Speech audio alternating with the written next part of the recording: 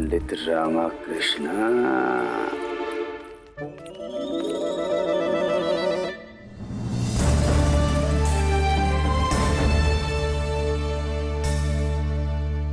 जय गणेश जय गणेश जय गणेश देवा, माता जाकी पार्वती पिता महादेवा। जय गणेश जय गणेश जय गणेश देवा, माता जाकी पार्वती। कठपुतली वाले, हमने तुम्हें पहले ही सूचित किया था कि कथा में मनुष्य रूपी चरित्र ना हो। जी जी गुरुवर। समझाइए इन्हें।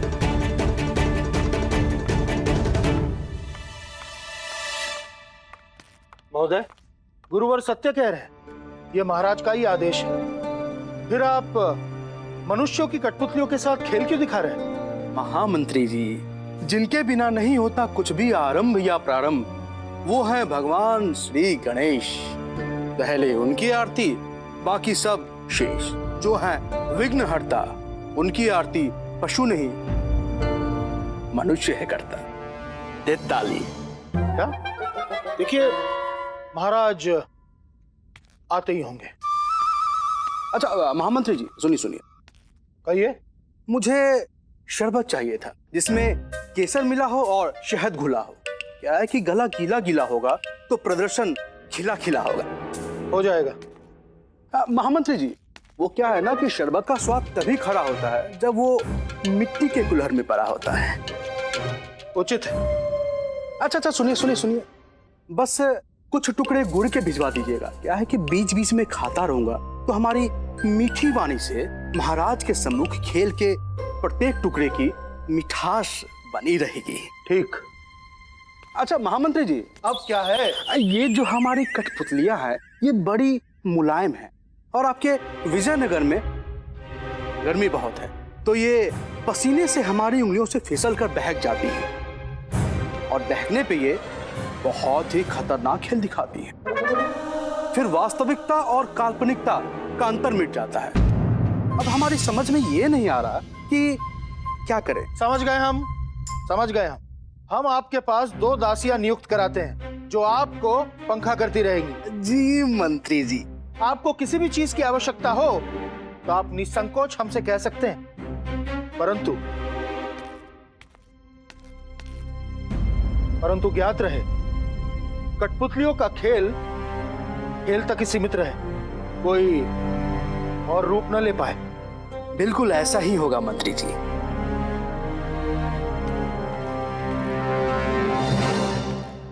महाराज कृष्णदेव राय की, महारानी चिन्ना देवी की, महारानी तिरुमलंबा की, महाराज कृष्णदेव राय की, महाराज कृष्णदेव राय की। पंडित रामकृष्ण महाराज, कठपुतली के खेल के पश्चात हमसे भेंट करके जाइएगा। हम भास्कर को कुछ देना चाहते हैं।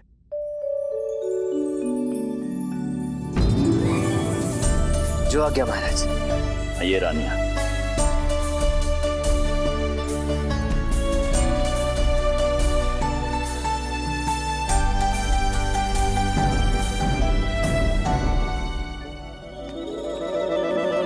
महाराज एवं महारानियों को मर्फी प्रसाद का प्रणाम।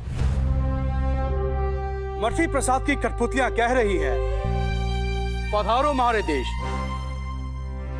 अर्थात ये आप सबको अपनी धरती पे स्वागत कर रही हैं। प्रणाम प्रणाम। महाराज, खेल प्रारंभ करने की अनुमति दीजिए।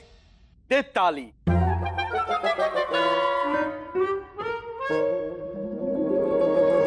अरे, अनुमति मांगकर क्यों समय नष्ट कर रहा है? सब तुम्हारे खेल के आरंभ होने की प्रतीक्षा कर रहे हैं। अनुमति है मर्फी प्रसाद महोदय। हम निवेदन करते हैं कि इनका उत्साह बढ़ाने के लिए इन्हें तालियां दी जाए।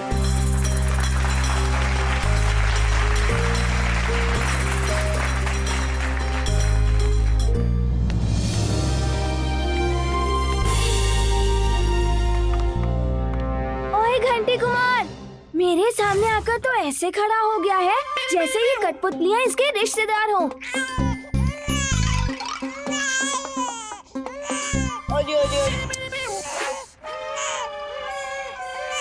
देखो तब रोता रहता है। अरे गुरुजी के लिए काल बन गया है बच्चा तो। महाराज ये पंडित रामाकृष्ण अपने छोटे रामा को यहाँ पर ले आए हैं महाराज। अब छोटी सी जान है महाराज, ये क्या समझेगा खेल क्या होता है। ये तो अभी ये भी नहीं समझता है कि शौच कहाँ करना है और उल्टी कहाँ करनी है। अरे गुरुवर, वो गुंडप्पा सामने आ गया है ना, इसे दिखाई नहीं दे रहा इसलिए रो रहा है। गुंडप्पे पीछे पीछे, इधर आके बैठ। देखिए शांत हो गया। बाबूजी की गोद मिल गई, सामने कठपुतली वाला तैयार है। वाह वाह, एक नन्हे बालक को और क्या चाहिए। उस समय की बात है जब पशु भी मनुष्य की बोली बोला करते थे। तब एक नदी किनारा, उसके पास नंदनवन प्यारा, उसका राजा शेर सिम्बा। फैला था उसका राज्य लंबा लंबा। सिम्बा की दहाड़ जब गूंजती थी, पर्वत की चोटी भी पांव चूमती थी। ये कठपुतली वाला क्या कर रहा है? पशुओं की कथा दरबार में दिखा रहा है। जिसकी चाल में बल, दहाड़ में कंपन था। सिम्बा सर्वगुण संपन्न था। सिम्बा से भय भी भय खाता था। जिसकी एक दहाड़ से डरकर तूफान भी रास्ता बदल जाता था। सिम्बा के राजा की एक ही निशानी, ना कोई दुख ना कोई परेशानी। हाँ, ये सारे गुण तो हमारे महाराज में भी है। सिम्बा ने सदैव उस्ताद कालू भालू का आशीर्वाद पाया था, जिसने शिष्य और शस्त्र, ध्यान और ज्ञान सब सिम्बा को सिखाया था। कालू भालू ने आयु का हर पड़ाव देख लिया था। वृद्धावस्था की चादर को ओढ़ लिया था। ये हम हैं। गुरुजी, एक बात समझ में नहीं आई, ये भालू शेर का उस्ताद यानी भालू शेर का गुरु कैसे हो सकता है? जब बिल्ली शेर की मौसी हो सकती है तो भालू शेर का उस्ताद क्यों नहीं हो सकता है मूर्खो। शत्रु वार करते थे, नई नई योजना से प्रहार करते थे, परंतु हर बार हार का स्वाद चखते थे, क्योंकि उस्ताद कालू के दिए गए गुरु मंत्र से महाराज सिम्बा सबको धूल चटाते थे। परंतु एक दिन वाचाल नामक एक वानर किसी दूर वन से नंदन वन में अपनी पत्नी शालू वानरी के साथ आया। व्यथाचार्य, मेरे बापू को क्यों देख रहा है? चल मुंडी उधर घुमा। वाचाल वानर अपने नाम को सार्थक करता था। वो शहद से भी मीठी बातें करता था। वो शब्दों का ऐसा जाल बिछाता था, जिसे मिलता उसे मित्र बनाता था। बोलने में इतनी उसकी सिद्धि, महाराज तक जा पहुंची उसकी प्रसिद्धि। यही सब तो पंडित रामाकृष्ण करता है महाराज के साथ। उस्ताद कालू, नंदन वन में एक वानर वाचाल आया। उसकी मधुर वाणी का जादू सब पर है छाया। महाराज सिम्बा, मधुर वाणी तो कोयल की भी होती है और चंदन के पेड़ों से सांप लिपटे रहते हैं। हर सुनी सुनाई बातों की कोई भी जात नहीं होती। सत्य वचन, सत्य वचन, सत्य वचन। एक दिन वो दिन भी आ गया। वाचाल वानर महाराज सिम्बा की गुफा की राह पा गया। उस समय कुछ ऐसा संयोग था, नर्तकी मोरनी के नृत्य का योग था। वाह, ये हुई ना बात। देख, ये रामा जैसा दिखता है। हाँ माँ, ये बिल्कुल उनके जैसा दिखता है। क्या है? अम्मा कह रही है कि ये वानर बिल्कुल आपके जैसा दिखता है। माँ, रात दिन घर पे रहता हूँ, तब तो एक बार भी मुझे प्रेम से नहीं देखती। अब वानर में बड़ी खुशी खुशी मेरा चेहरा ढूंढ रही हो।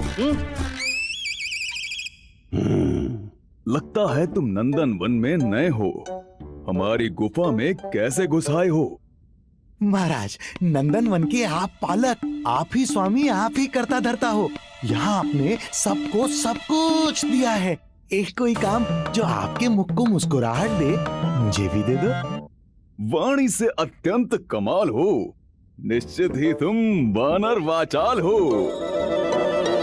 चारों दिशाओं में जिस सम्राट की कुशलता की पुष्टि हो सकती है, उसे किसी को पहचानने में कहाँ कोई त्रुटि हो सकती है। वानर वाचाल, वाणी की उड़ान छोड़ो, धरती के समतल पर आओ। नंदनवन की कोई सेवा योग्य गुण है तो बताओ, अन्यथा संशय के सांचे में आ जाओगे और पारखी महाराज ने परख लिया तो मुसीबत में फंस जाओगे। बहुत अच्छा बोला है ये कालू भालू। भालू कुल के उस्ताद कालू को वानर वाचाल का प्रणाम। उस्ताद कालू, अभी तो परिचय का प्रथम दीप है जला, अभी से संशय करने की क्या वजह भला? आपको होगा सब ज्ञात, बड़ा धीरज भी रखिए अपने साथ। पहले ही दिवस वाचाल ने किया महाराज सिम्बा को प्रभावित, परंतु ज्ञानी उस्ताद कालू को नहीं कर पाया उत्साहित। इस प्रकार वाचाल ने ली महाराज सिम्बा की गुफा में शरण। एक अस्थायी स्थान बनाना अभी भी था एक प्रश्न। शीघ्र ही अपने हास्य विनोद से वाचाल पाने लगा महाराज सिम्बा से मान। फिर कैसे न मिलता गुफा में अस्थायी स्थान। वाचाल वानर का प्रभाव ऐसा छाया, महाराज ने उसे अपने हृदय में बिठाया। नंदनवन में थी समस्याएं अनेक, सबका हल था बस वाचाल एक। वाचाल होता रहा सफल। महाराज सिम्बा की दृष्टि में उस्ताद कालू का महत्व होने लगा विफल। वाचाल सिम्बा के समीप होता गया। ये देख एक दिन अवसर पाकर उस्ताद कालू ने महाराज सिम्बा को समझाया, ये वाचाल नहीं है सच्चा गुणी। परंतु महाराज सिम्बा ने एक न सुनी। घंटी कुमार, तू मेरे सामने फिर से क्यों आ गया? हट सामने से।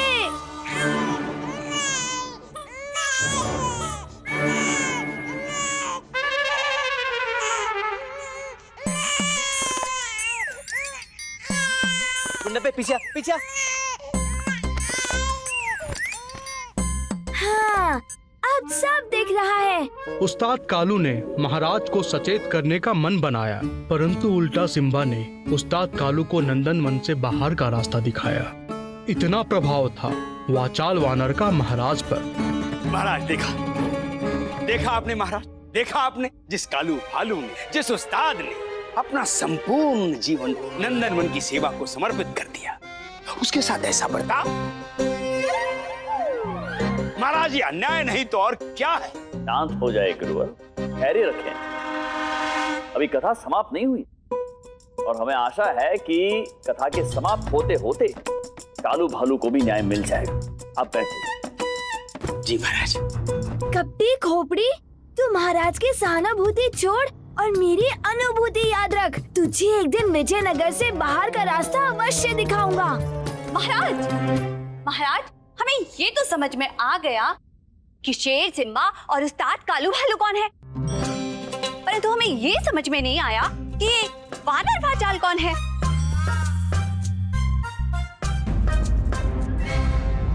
छोटी रानी, ये मात्र एक काल्पनिक कथा है, आप मात्र इसका आनंद लीजिए। हाँ? रामा, ये एक साथ इतने सारे संयोगों का योग किसका संकेत है?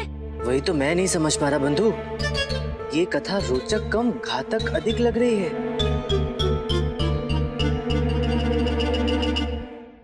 उस्ताद कालू को गए 1 वर्ष बीत गया। कालू ना याद आया और ना ही वाचाल ने याद आने दिया। हर निर्णय महाराज ने वाचाल के सुझाव पर ही लिया। कुछ और दिनों ने जब रात की काली चादर ओढ़ी तो वाचाल के घर एक पुत्र रत्न का उदय हुआ, तो महाराज ने उसका घर उपहारों से भर दिया।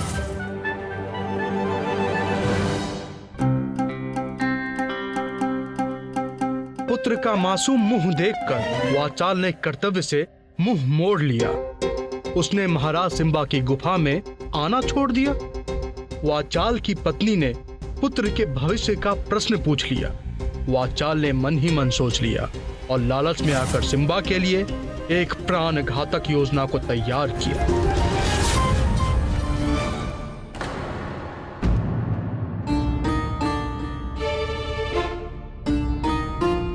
चालाक चतुर वाचाल ने एक अत्यंत ही विषैली बूटियों के रस का एक शरबत बनाया और सिम्बा की गुफा की ओर चला। सिम्बा को नहीं पता था मटके में क्या है। सिम्बा को यह भी नहीं पता था कि वाचाल के हृदय में क्या है। महाराज! क्या हुआ महारानी तिरुमलम्बा? महाराज, आप अपनी तलवार हमें दे दीजिए। हमारे क्यों? इससे पहले कि ये वानर वाचाल शेर सिम्बा को विष पान कराए, हम आपकी तलवार से इसे मृत्यु पान करा देंगे। अरे छोटी रानी के वार से चाहे कोई बच भी जाए, परंतु मेरी लाठी के वार से आज तक कोई नहीं बचा। मैं भी उसे नहीं छोड़ूंगी। माँ चुप करके बैठो, ये काल्पनिक कथा है, बैठो। छोटी रानी, ये कथा कल्पनाओं में बह रही है, परंतु आप क्यों भावनाओं में बह रही हैं? अगर ये कथा आपको विचलित कर रही है तो आप इसे मत देखिए। नहीं, हम पूरी कथा देखेंगे। महारानी तिरुमलम्बा जी, आप निश्चिंत रहिए। हम आपको आश्वस्त करते हैं कि खेल के अंत में सब ठीक हो जाएगा। गुरुवर, आप तो ऐसे कह रहे जैसे ये कथा आप ही ने लिखी हो। तो हमने ही तो लिखी जी। मारे गए। अब देखिए, हमने ही लिखी है, हमने ही पढ़ी है। वो क्या है ना महाराज के बचपन में जब हम शिक्षा ग्रहण करते थे तो हमारे स्वर्गीय गुरुदेव, हमारे शिक्षक हमसे ऐसी ही कहानियां लिखवाते थे, पढ़वाते थे। अंत में सब ठीक हो जाएगा। हमें ऐसा पूर्ण विश्वास है। आप एक महाराज होकर मुझसे इतना लगाव रखते हैं, इसे पीकर देख लो हम आपके लिए कौन से भाव रखते हैं।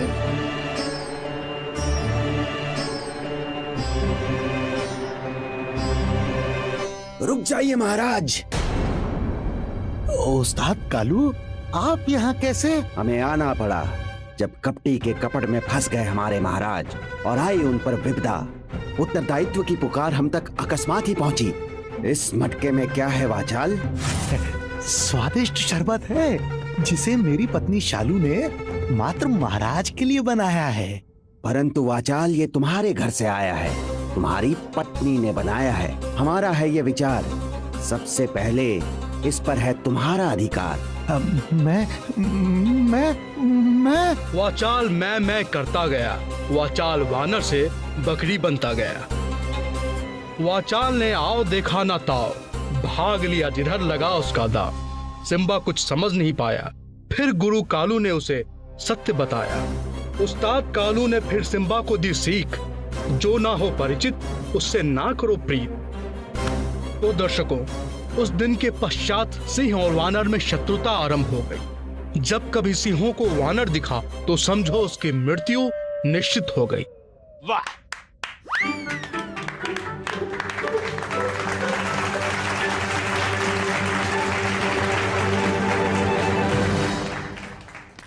तो ये था इस मठरी प्रसाद कठपुतली वाले की कला का नमूना। मैं आशा करता हूं कि आप सबों को यह खेल बेहद पसंद आया होगा। दे ताली।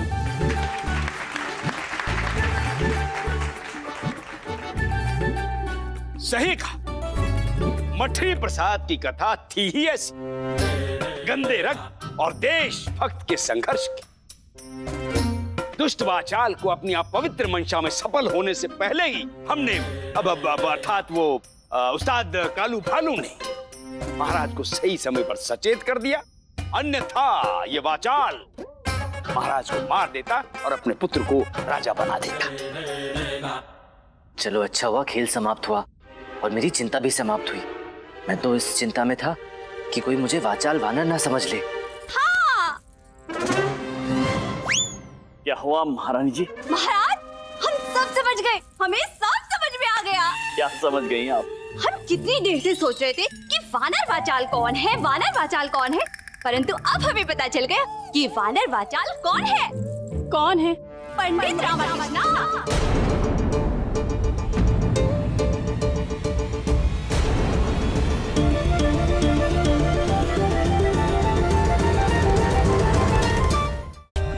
For more updates, subscribe to our channel, click the show links and enjoy watching the videos.